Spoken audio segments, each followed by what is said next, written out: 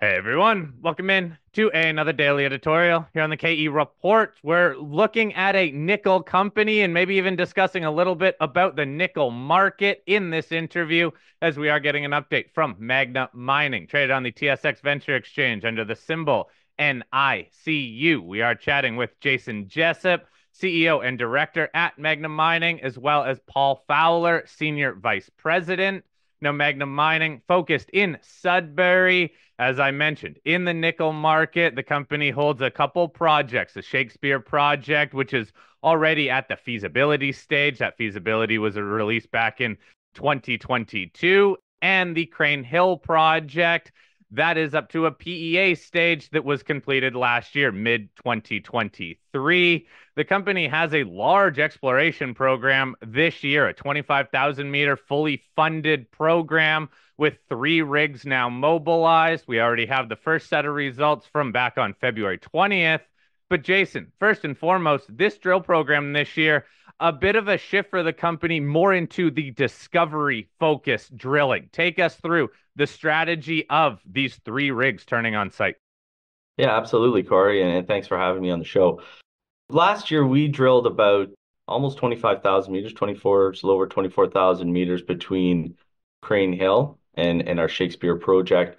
And specifically at Crean Hill, we were really trying to understand some of the near contact footwall zones, such as the 101 zone, the 109 zone, the 105 footwall zone. And these are areas that were previously in the resource, but not well understood, not well defined. So we did a number of drill holes to better delineate those zones and then step out for them and understand the structures that were hosting these footwall deposits with some, very high grades. But we took all that information in the fall and we really digested, interpreted it, and were able to make some predictions on where these structures might meet further back into the footwall. And these are the types of environments where, in the past in Sudbury, some large footwall deposits have been formed. And, those are primarily copper, PGM rich type deposits where you can see grades, above 10% copper and above 10 grams of PGMs. So that's really what we're set out to do this year. We had these interpretations, we had targets we wanted to test. And, starting back in November, we started drilling some platform holes. And these are deep holes, 300 to 400 meters in behind our resource that would be used for borehole geophysics, EM, electromagnetic geophysics, to try and detect any conductors back in the footwall. So we've completed 3 of those holes right now. And, we believe that there's great potential, and that is the best use of our exploration dollars this year. It's not to incrementally expand on the resource, but actually to find a new deposit.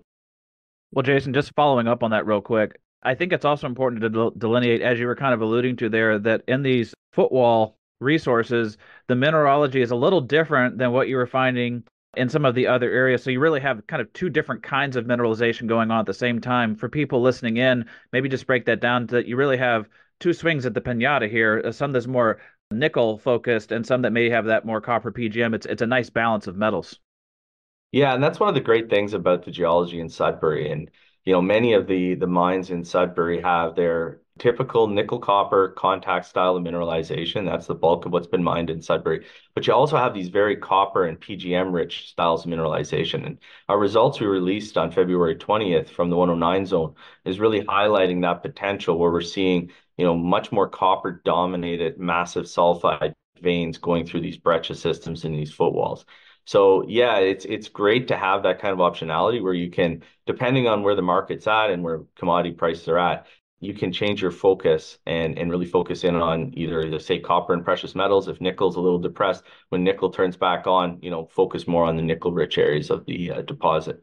It is a great optionality to have here in Sudbury.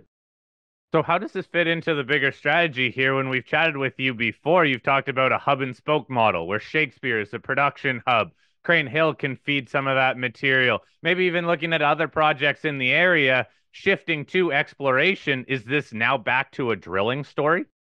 Well, we're not, I would say, changing our focus. Our vision for the company, has been since inception is really to create this hub and spoke production model centered around Shakespeare, where we have our permits to build a 4,500 ton per day mill. But, just like other great juniors such as FNX in the history in Sudbury, there's a lot of value that can be created through the drill bit and new exploration discoveries. And as we are advancing Crean Hill towards getting all of our permits in place to do advanced exploration, which would entail both surface bulk sampling and underground mining through a new ramp development, we have a budget this year to drill 25,000 meters. So we're going to use that where we see the most value can be created. And that right now is through making some discoveries. But that doesn't mean we're not focused on advancing towards our long-term vision. Well, Paul, let's get you into the conversation here and also talk about, as far as that expanded vision, that the company has some optionality here. As far as at Crean Hill, there are two large producing entities near you that you could, in fact, start a toll milling agreement with. That's something you've messaged to the market in the past that could be an option. So maybe to speak about why Sudbury is such an important base of operations for the company in the nickel space and the optionality that you have as far as getting some revenues generating down the road from Crean Hill first. Yeah, absolutely. So I think to set the stage to answer all those questions, Jason's alluded to our aspirations to develop Crean Hill and Shakespeare. Has also alluded to our exploration strategy. So as you mentioned, the third part of our strategy that we're running concurrently is to acquire additional assets in the Sudbury Basin. And, our strategy to do that is predicated on the fact that there are still significant assets remaining in the Sudbury Basin that are, by definition, in the hands of the majors there, the three major companies there, that we know very well and that we think would fit very nicely, very closely, and create lots of value within the existing model that we have. To answer your other question about moving into production quickly and the unique advantages we have because we're in Sudbury, yes, you're right. The advantage that we have that I can't think of any other junior companies who have this, particularly not in the nickel space, is that there is existing milling capacity in Sudbury at the two existing mills that are there that are somewhere in the region of at about half capacity, we believe. So there are opportunities for us with Crean Hill, as we've said on a number of occasions, to go into production quickly through toll milling, or more precisely termed, an ore selling agreement with one of those two mills owned by one of the two major companies in Sudbury. So that gives us the opportunity to create cash flow very quickly, which of course is the cheapest cost of capital that we could then utilize in further development of our two assets and further exploration. And that's particularly crucial in an environment when the cost of capital is high and still continues to escalate. So it's a big advantage to be able to do that. Yeah, to your point there, I think all investors would be wondering, with how tough this market has been in terms of raising money, just even in terms of getting interest in stories, why wouldn't you focus on this? What steps need to happen for you to move forward with some sort of cash flow? Yeah, so we've said on a few occasions, so I'm specifically referring here to Crean Hill, because that's the asset at which we believe we can bring into production quite quickly through one of these ore selling agreements with one of the mill operators in Sudbury. So we've talked about this a little bit on other forums and in press releases, but really we're quite close to be able to do that, and we think we can execute this possibly by the end of the year. So there are really three key things that remain for us to do. We need to submit the amended closure plan. We need to complete a permit to take water, to dewater the existing mine, and we obviously need to also get into a position where we have an ore selling agreement with one of the major companies that own the mills there. Now, we've said before, and we reiterate this at the moment, we're hoping that we can have the ore selling agreement in place before the end of the quarter, along with the amended closure plan, which will allow us to get started and start the surface bulk sample, which would then effectively be first cash flow through this advanced exploration program. So it's all, if we can continue to execute to plan, then hopefully we can be in a position to, as I say, start generating cash flow this year, and we can have the majority of the agreements in place that we need to start doing that by the end of the first quarter. Well, Jason, I'll throw this back over to you as far as even the bigger vision here. So you have all of this drilling coming up, 25,000 meters. It's going to be discovery focused. You have this pathway over the next year or two where you can put these pieces in place to set up potentially the ore selling agreement from Crean Hill. But then you have even the larger picture where down the road, people are still going to wonder, what about Shakespeare? So weave that into the mix. How does that figure into the bigger master plan? Yeah, so we continue to de-risk Shakespeare. We completed some additional engineering, looking at the detailed engineering that's going to help us get, better cost estimates when it's time to pull the trigger and look at project financing. But we've also applied for a number of government grants, both with the U.S. Department of Defense and the Canadian federal government. So as we wait to hear back on those applications for those grants, we're going to continue to look at Shakespeare and understand better how that could fit into a hub and spoke model or a complex with Crean Hill.